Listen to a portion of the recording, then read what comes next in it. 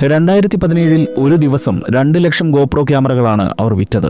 8 വർഷത്തിനിപ്പുറം പ്രതിദിനം 25,000 ക്യാമറകൾ തികച്ചു വിൽക്കാൻ ഗോപ്രോയ്ക്ക് കഴിയുന്നില്ല. ഡിമാൻഡ് 8-1 മാത്രമല്ല, 2015 നാസ്ഡാക്കിൽ ഗോപ്രോയുടെ ഓഹരി വില ഒന്നിന് $47 എന്നത് ഇന്ന് $1.5 ആയിരിക്കുന്നു. 30 ഇരട്ടി മൂല്യം കുറയാൻ മാത്രം എവിടെയാണ് ഗോപ്രോയ്ക്ക് പിഴച്ചത്? ആരാണതിന് തുലച്ചത്? ആ കഥ പറയാൻ ഗോപ്രോയുടെ ഭൂതകാലത്തിൽ നിന്ന് തുടങ്ങണം.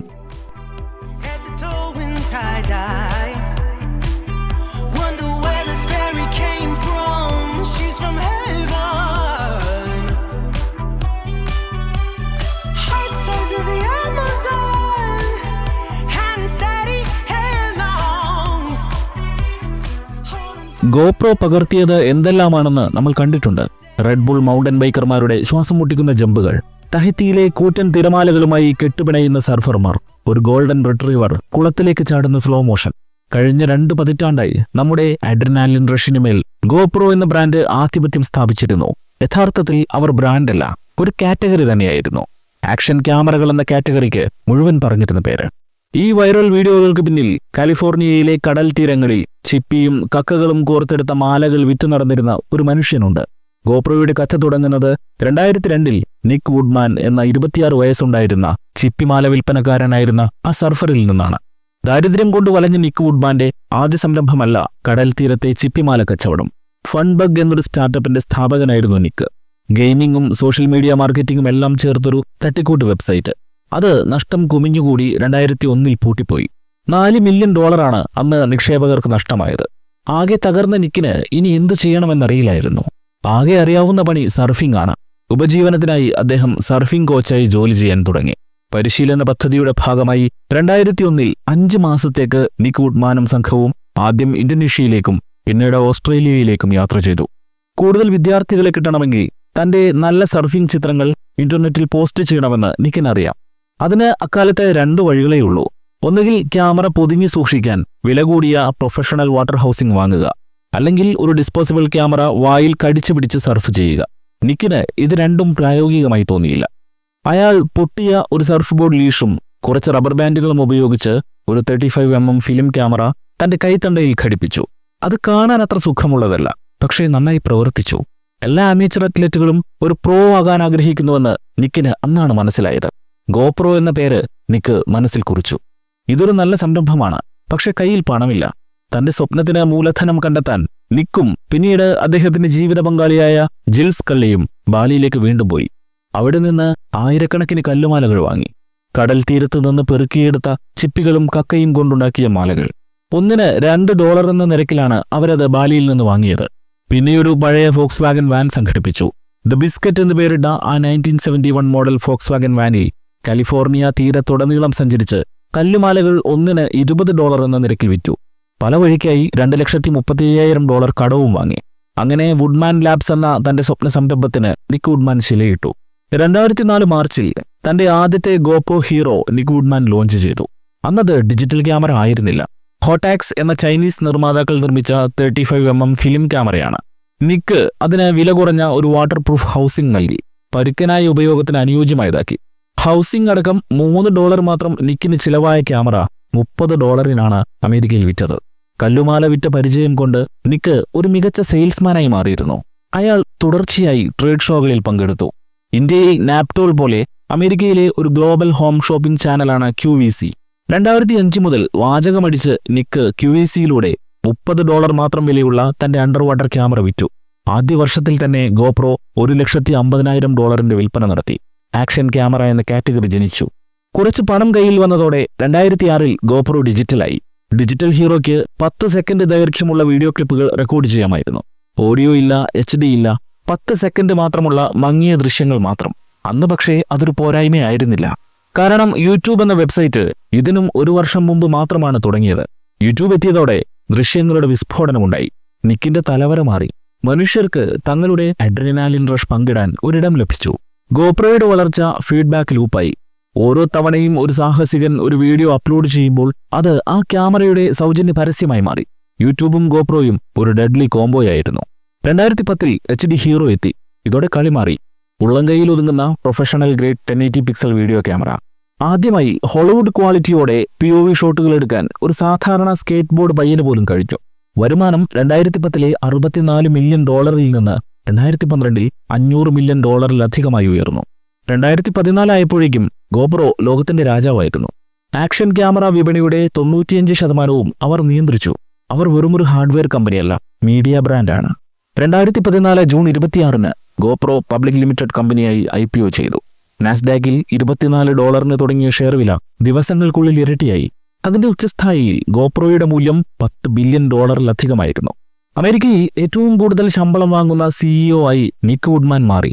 അവരെ തടയാൻ ഒന്നിനും കഴിയില്ലെന്ന് തോന്നിപ്പിച്ചു. എന്നാൽ എതിരാളികൾ ഈ ചോരക്കളിയിൽ കണ്ണു നട്ടിരിക്കുന്നത് GoPro കണ്ടില്ല. വിജയം ചിലപ്പോൾ ഒരു കെണിയാകാം. GoPro അമിതമായി വ്യാപിക്കാൻ തുടങ്ങി. സാഹസികതയുടെ അവസാന വാക്കായ റെഡ് ബുളുമായി മത്സരിക്കാൻ അവർ GoPro നെറ്റ്വർക്ക് എന്ന പേരിൽ എന്റർടൈൻമെന്റ് സാമ്രാജ്യം പടുത്തുയർത്തി. പ്രഗത്ഭരായ 100 കണക്കിന് സ്റ്റണ്ട് മാസ്റ്റർമാരെ നിയമിച്ചു. അത് പാളിപ്പോയി. ഇതിനിടെ ഹീറോ 4 സെഷൻ ലോഞ്ച് ചെയ്തു. വില കൂടുതലായതിനാൽ വിപണിയിൽ ഹീറോ 4 സെഷൻ പരാജയപ്പെട്ടു. സാഹസികത ആകാശ ദൃശ്യങ്ങളിലേക്ക് വ്യാപിക്കുന്നത് GoPro കണ്ടു. ഡ്രോണുകളാണ് ഭാവിയെന്ന് നിക്കും വിശ്വസിച്ചു. അങ്ങനെയാണ് GoPro കർമ്മ ഡ്രോണിന്റെ പിറവി. 2016 പുറത്തിറക്കിയ കർമ്മ ഡ്രോണുകളിലെ iPhone ആകുമെന്ന് ടെക് ലോകം വിധിച്ചു.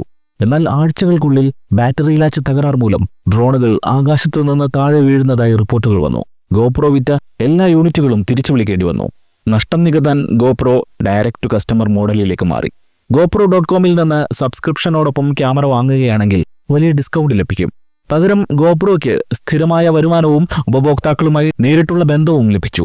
2024 ആയപ്പോഴേക്കും GoProയ്ക്ക് 2.5 മില്യണിലധികം സബ്സ്ക്രൈബർമാരുണ്ടായിരുന്നു. സോഫ്റ്റ്വെയറിൽ നിന്ന് മാത്രം $100 മില്യൺ ലാഭം അവർ നേടി. GoProയുടെ ബലഹീനതകൾ ശ്രദ്ധിച്ചുകൊണ്ടിരുന്ന സോണി ആക്ഷൻ ക്യാമറകളിലേക്ക് കടന്നു കയറാൻ RX0യുമായി ഒരു ശ്രമം നടത്തിയെങ്കിലും പാളി. ഗാർബിനും ഒരു ആക്ഷൻ ക്യാമറയുമായി വന്നു. ഗാർബിൻ ദുർബല പേര്. GoProയോട് പിടിച്ചു നിൽക്കാൻ അവർക്കും കഴിഞ്ഞില്ല. ചൈനയിലെ ഷവോമി പോലും GoProയോട് തോറ്റ വീട്ടിൽ പോയി. എന്നാൽ എല്ലാ കാലവും ഒരാൾക്ക് രാജാവായിരിക്കാൻ കഴിയില്ല. ഭസ്മാസുരൻ ചൈനയിൽ തന്നെ ജന്മമെടുത്തിരുന്നു. ഡാജിയാങ് ഇന്നവേഷൻ എന്ന DJI. ഇവിടെ ശ്രദ്ധിക്കേണ്ടത് ആരാണ് GoProയെ മറികടന്നത് എന്നതല്ല, മറിച്ച് എന്തുകൊണ്ട് മറികടന്നു എന്നതാണ്. DJI വെറുമൊരു ആക്ഷൻ ക്യാമറ മാത്രമല്ല നിർമ്മിച്ചത്. അവരൊരു എക്കോസിസ്റ്റം തന്നെ കെട്ടിപ്പടുത്തു. ക്യാമറകൾ, ഡ്രോണുകൾ, ജിംബലുകൾ, സോഫ്റ്റ്വെയറുകൾ, യൂസർ ഇന്റർഫേസുകൾ, അങ്ങനെ എല്ലാമുള്ള എക്കോസിസ്റ്റം. GoProയ്ക്ക് കഴിയാതിരുന്നതും അതാണ്. 2019 മെയ്യിൽ DJI തങ്ങളുടെ ഓസ്മോ ആക്ഷൻ പുറത്തിറക്കി. DJI വളരെ പ്ലാൻഡ് ആയിട്ടാണ് ആ സമയം തിരഞ്ഞെടുത്തത്. 2016-17 വിൽപ്പന തകർച്ചയ്ക്ക് ശേഷം GoPro അല്പം മെച്ചപ്പെട്ടെങ്കിലും പുതിയ മോഡലുകൾക്ക് മുതിരാതെ തങ്ങളുടെ ഹീറോ ലൈനപ്പിൽ ചെറിയ മാറ്റങ്ങൾ മാത്രം വരുത്തി നിലനിന്നിരുന്ന കാലമാണ്. 2018 ഇറങ്ങിയ ഹീറോ 7 ബ്ലാക്കിന്റെ ഹൈപ്പർ സ്മൂത്ത് സ്റ്റെബിലൈസേഷൻ ഒന്നാന്തരമായിരുന്നെങ്കിലും പഴയ ഡിസൈനിൽ കാര്യമായ മാറ്റങ്ങളൊന്നും ഉണ്ടായിരുന്നില്ല. DJIയുടെ ആദ്യ നീക്കം തന്നെ അതിശയിപ്പിച്ചു. അവരുടെ ക്യാമറയിൽ ഒരു ഫ്രണ്ട് ഫേസിംഗ് മോണിറ്റർ ഉണ്ടായിരുന്നു. ഇതൊരു ഫീച്ചർ മാത്രമല്ല, അതിവേഗം വളർന്നുകൊണ്ടിരിക്കുന്ന വ്ളോഗിംഗ് ക്രിയേറ്റർ എക്കോണമിയെ ആകർഷിക്കാനുള്ള ചങ്കൂറ്റമുള്ള നീക്കമായിരുന്നു. 4K വീഡിയോ, മികച്ച റഗഡ്നെസ്, റോക്ക് സ്റ്റഡി വഴി ഒന്നാംകിട സ്റ്റെബിലൈസേഷൻ എന്നിവയിൽ GoProയ്ക്ക് ഒപ്പത്തിനൊപ്പം നിന്നു ഓസ്മോ. GoProയുടെ വില കുറഞ്ഞ ചൈനീസ് കോപ്പി എന്നതിന് പകരം കൂടുതൽ ഇന്നൊവേറ്റീവായ ഒരു പകരക്കാരനായി ഓസ്മോ മാറി. ഇതിന് മറുപടി പറയാതെ പറ്റില്ലായിരുന്നു. 2020 GoPro ഹീറോ 9 പുറത്തിറക്കി. അതിൽ ഫ്രണ്ട് ഡിസ്പ്ലേ നൽകാൻ GoPro നിർബന്ധിതരായി. എന്നാൽ അപ്പോഴേക്കും DJI ഈ മേഖലയിൽ തങ്ങളുടെ സാന്നിധ്യം ഉറപ്പിച്ചു കഴിഞ്ഞിരുന്നു. ഒരു സമ്പൂർണ്ണ aerial and imaging systems company എന്ന ഗ്ലാമറുള്ള DJIയുടെ മുൻതൂക്കം ഇവിടെ പ്രകടമാണ്. സബ്സ്ക്രിപ്ഷനുകൾ വിൽക്കാൻ ശ്രമിക്കുന്ന ആക്ഷൻ ക്യാമറ കമ്പനി മാത്രമായി GoPro മാറിയപ്പോൾ DJI ഒരു സിനർജസ്റ്റിക് പ്ലാറ്റ്ഫോം വാർഫെയർ ആണ് നടത്തിയത്. 2021 ഓസ്മോ ആക്ഷൻ 2 ഒരു റാഡിക്കൽ മൊഡ്യുലാർ എക്സ്പെരിമെന്റ് ആയിരുന്നു. GoProയേക്കാൾ ധൈര്യവും മിടുക്കും DJIക്കാണെന്ന് ലോകം അംഗീകരിച്ച മോഡലാണ് ആക്ഷൻ 2. മിക്കപ്പോഴും GoProയേക്കാൾ കുറഞ്ഞ വിലയിൽ മികച്ച സ്പെക്സ് നൽകാൻ DJIക്ക് സാധിച്ചു. വരുമാനത്തിനായി ഹാർഡ്വെയറിനെ മാത്രം ആശ്രയിച്ചിരുന്ന GoProയുടെ ലാഭവിഹിതത്തെ ഇത് സാരമായി ബാധിച്ചു. 2023 ആയപ്പോഴേക്കും ആക്ഷൻ ക്യാമറ മത്സരത്തിലെ റൂൾ ബുക്ക് നിശ്ചയിക്കുന്നത് DJI ആയി മാറി. GoPro ശ്രദ്ധിക്കാതെ പോയ ഒരു കാര്യം DJI തിരിച്ചറിഞ്ഞു. ക്രിയേറ്റേഴ്സ് ക്യാമറകളല്ല, വർക്ക് ഫ്ലോസ് ആണ് വാങ്ങുന്നത്. DJIയുടെ വർക്ക് ഫ്ലോ സുഗമവും സ്മാർട്ടുമാണ്. അത് ഉപേക്ഷിച്ചു പോകുന്നത് ഉപയോക്താക്കൾക്ക് പ്രയാസകരവുമാണ്. 2023 Osmo action 4, 2024 Osmo action mini എന്നിവയെല്ലാം GoProയുടെ ശവപ്പെട്ടിയിൽ ആണിയടിച്ചു. അധികം വൈകിയില്ല. കളിക്കളത്തിലേക്ക് ചൈനക്കാരൻ തന്നെയായ Insta360 എത്തി. ഐഫോണിനു വേണ്ടി ക്യാമറയുണ്ടാക്കിക്കൊണ്ടിരുന്ന ഇൻസ്റ്റ 2020 1R ആക്ഷൻ ക്യാമറയുമായി വന്നതോടെ DJIയുടെ ഇരുട്ടടികളിൽ മുടന്തിക്കൊണ്ടിരുന്ന GoPro നിലം പറ്റിപ്പോയി. 10K റെസല്യൂഷനും ഓട്ടോ ട്രാക്കിങ്ങും സ്മാർട്ട് എഡിറ്റിംഗും എല്ലാമായി ഇൻസ്റ്റ 5 വർഷം കൊണ്ട് കളം പിടിച്ചു. 2024 ചരിത്രത്തിൽ ആദ്യമായി ആഗോള ആക്ഷൻ ക്യാമറ മാർക്കറ്റ് ഷെയറിൽ ഗോപ്രോ 3-ാം സ്ഥാനത്തേക്ക് പിന്തള്ളപ്പെട്ടു. DJIക്കും ഇൻസ്റ്റ 360ക്കും പിറകിലാണിപ്പോൾ ഗോപ്രോയുടെ സ്ഥാനം. ഇതൊരു താൽക്കാലിക ഇടിവല്ല, വിപണിയിലെ സ്ട്രക്ചറൽ ഷിഫ്റ്റാണ്. ഇവർ മാത്രമായിരുന്നോ ഗോപ്രോയെ നശിപ്പിച്ചത്? അല്ല, അവരുടെ ഏറ്റവും പ്രധാനപ്പെട്ട എതിരാളി നമ്മുടെ പോക്കറ്റിൽ തന്നെയുണ്ട്, സ്മാർട്ട് ഫോൺ. ഗോപ്രോ ഒരിക്കലും സംസാരിക്കാൻ ആഗ്രഹിക്കാത്ത ഒരു ഇരുണ്ട സത്യമാണത്. ലോകത്തിലെ 90% മനുഷ്യർക്കും ഇന്നത്തെ സ്മാർട്ട് ഫോണുകൾ തന്നെ ധാരാളമാണ്. എല്ലാവരും സാഹസികരല്ല, എല്ലാവർക്കും ആക്ഷൻ ക്യാമറ വേണ്ട. ഇന്നത്തെ മുൻനിര സ്മാർട്ട് ഫോണുകൾ കമ്പ്യൂട്ടേഷണൽ ഫോട്ടോഗ്രാഫി യന്ത്രങ്ങളാണ്. ഹാർഡ്വെയറിന് സാധിക്കാത്തതെല്ലാം അവ സോഫ്റ്റ്വെയർ കൊണ്ട് ചെയ്യും. അവ AI ഉപയോഗിച്ച് വീഡിയോകളെ സ്റ്റെബിലൈസ് ചെയ്യുന്നു, ഓരോ ഫ്രെയിമിലും എക്സ്പോഷർ ക്രമീകരിക്കുന്നു, HDR സെറ്റിംഗിൽ വീഡിയോ ചിത്രീകരിക്കുന്നു, തത്സമയം തന്നെ ലോ ലൈറ്റ് സീനുകൾ മെച്ചപ്പെടുത്തുന്നു. എല്ലാറ്റിലും ഉപരി ആ ഫോൺ എപ്പോഴും മനുഷ്യർക്കൊപ്പമുണ്ട്. 10 വർഷം മുമ്പ് ക്വാളിറ്റിയിൽ ഗോപ്രോയ്ക്ക് വലിയ മുൻതൂക്കമുണ്ടായിരുന്നു. ഇന്ന് ആ വ്യത്യാസമില്ല. സർഫിംഗ്, മോട്ടോക്രോസ്, സ്കൂബ ഡൈവിംഗ് പോലുള്ള പ്രൊഫഷണൽ സ്പോർട്സുകളിൽ മാത്രമേ ഇപ്പോൾ ആക്ഷൻ ക്യാമറകൾക്ക് വലിയ പ്രസക്തിയുള്ളൂ. ഇതൊരു ചെറിയ നീഷയാണ്. അവർ ഇപ്പോൾ തന്നെ ആക്ഷൻ ക്യാമറകൾ വാങ്ങിക്കഴിഞ്ഞു. ഗോപ്രോയുടെ തോൽവിയുടെ 3-ാമത്തെ കാരണം അവരൊരിക്കലും മാറാൻ തയ്യാറായില്ല എന്നതാണ്. 2014 ഒരു ഗോപ്രോ ഹീറോയും ഇന്നത്തെ ഹീറോയും ഒന്നാണ്. വലിയ മാറ്റങ്ങളില്ല. സ്പെക്സും സ്റ്റെബിലൈസേഷനും മെച്ചപ്പെട്ടു, ഫ്രെയിം റേറ്റ്സ് വർദ്ധിച്ചു, പക്ഷേ ഇമോഷണലായി ഒന്നും മാറിയില്ല. തങ്ങളുടെ ഹാർഡ്വെയർ പരിമിതികൾ പരിഹരിക്കാനും ഗോപ്രോ ശ്രമിച്ചില്ല. ആക്ഷൻ ക്യാമറകൾ ചെറിയ സെൻസറുകളാണ് ഉപയോഗിക്കുന്നത്. പകൽ വെളിച്ചത്തിൽ നന്നായി പ്രവർത്തിക്കും, വെളിച്ചം കുറയുമ്പോൾ കഥ മാറും. സ്മാർട്ട് ഫോണുകൾ സോഫ്റ്റ്വെയർ കൊണ്ടും DJIയും ഇൻസ്റ്റയും ഹാർഡ്വെയർ കൊണ്ടും ഇത് പരിഹരിച്ചു. എന്നാൽ ഗോപ്രോ ഇപ്പോഴും ആശ്രയിക്കുന്നത് റോ സെൻസർ ഡാറ്റയെയാണ്. Grainy footage, low detail, minimum colour data, ഇങ്ങനെ പോരായ്മകളുടെ ഭണ്ഡാരപ്പെട്ടിയായി മാറി ഗോപ്രോ. അതുപോലെ ഒരു ഗോപ്രോ വാങ്ങിയാൽ അതിൽ മൈക്ക് ജാക്ക് ഇല്ല, HDMI ഇല്ല, നല്ല ഓഡിയോ ഇല്ല, ഒരു മീഡിയ മോഡ് അല്ല. DJI അവരുടെ ബോക്സിൽ കൂടുതൽ കാര്യങ്ങൾ നൽകി. ഇൻസ്റ്റ 360 സെറ്റപ്പുകൾ ലളിതമാക്കി. ഗോപ്രോ ഒന്നും ചെയ്തില്ല. 2023 മുതൽ പ്രോഫിറ്റബിലിറ്റി നിലനിർത്താൻ ഗോപ്രോ കഷ്ടപ്പെടുകയാണ്. വരുമാനം അല്പം മെച്ചപ്പെട്ടപ്പോഴും മാർജിൻ വളരെ കുറവായിരുന്നു. സപ്ലൈ ചെയിൻ ചെലവുകളോ ഡിമാൻഡിലോ കുറവോ ഉണ്ടാകുമ്പോൾ കമ്പനി വീണ്ടും നഷ്ടത്തിലേക്ക് വീണു. ഗോപ്രോയുടെ വലിയൊരു ശതമാനം ഷെയറുകളും സോൾഡ് ഷോർട്ട് ചെയ്യപ്പെട്ടിരിക്കുകയാണ്. പ്രൊഫഷണൽ നിക്ഷേപകർ ഈ സ്റ്റോക്ക് ഇനിയും താഴുമെന്ന് വിശ്വസിച്ച് ബെറ്റ് വയ്ക്കുന്നു. Short sellers വികാരങ്ങൾക്ക് അടിമകളല്ല. അവർ ബ്രാൻഡിന്റെ ചരിത്രം നോക്കാറില്ല. Revenue trends, cash flow, competitive thrust എന്നിവ മാത്രമാണ് അവരുടെ യുക്തി. ഗോപ്രോ ഇനിയും തകരുമെന്നാണ് അവർ വിശ്വസിക്കുന്നത്. പല ഇൻസൈഡർമാരും ഗോപ്രോയുടെ പതനത്തിന്റെ തുടക്കമായി ചൂണ്ടിക്കാണിക്കുന്നത് ഗോപ്രോ കർമ്മ ഡ്രോണിന്റെ പരാജയമാണ്. കടലാസിൽ ഈ പ്ലാൻ മികച്ചതായിരുന്നു. ഗോപ്രോയ്ക്ക് ഇതിനകം തന്നെ ആക്ഷൻ ക്യാമറ വിപണിയിൽ ആധിപത്യമുണ്ട്. ഡ്രോണുകൾ ആ സമയത്ത് വലിയ ജനപ്രീതി നേടിക്കൊണ്ടിരിക്കുന്നു.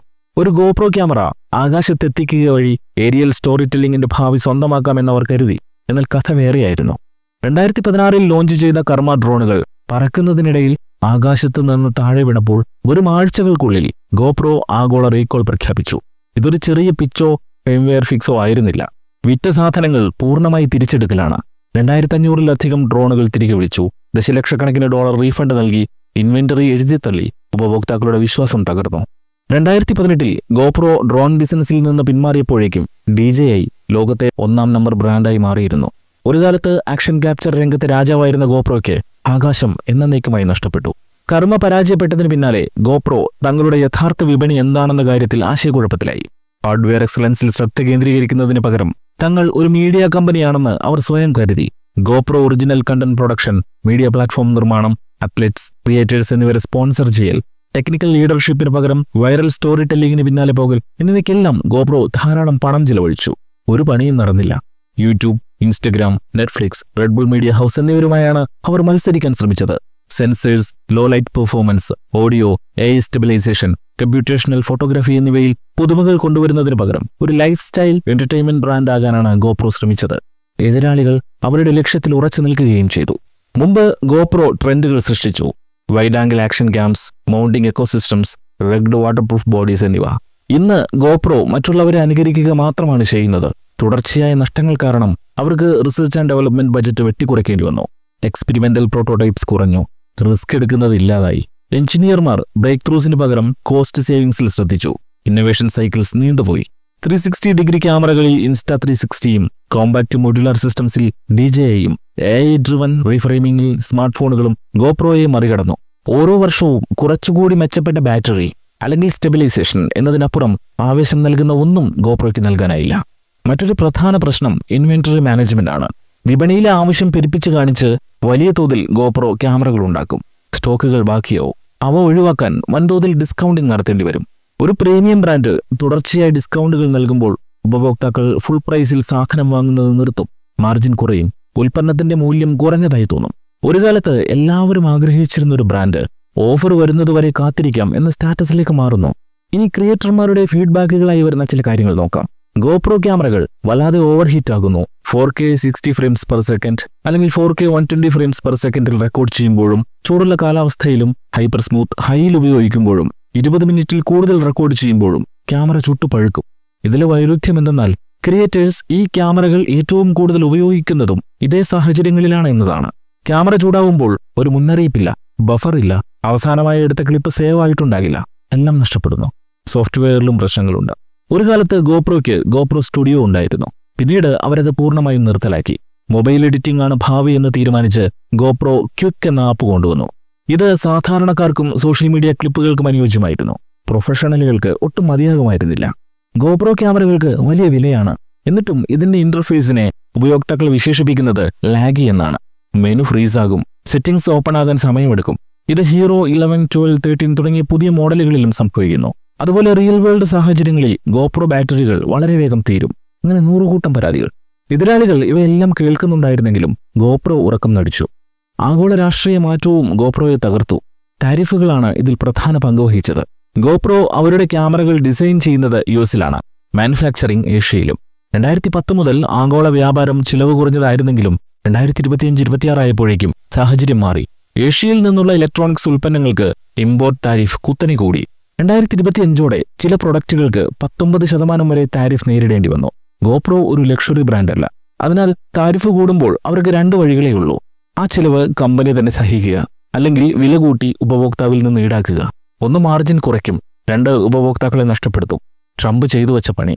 ആപ്പിളിനെ പോലെ വലിയ വില ഈടാക്കാൻ കഴിയാത്തതിനാൽ ചെറിയൊരു വിലവർദ്ധനവ് പോലും ഗോപ്രോയുടെ സെയിൽസിനെ ബാധിച്ചു.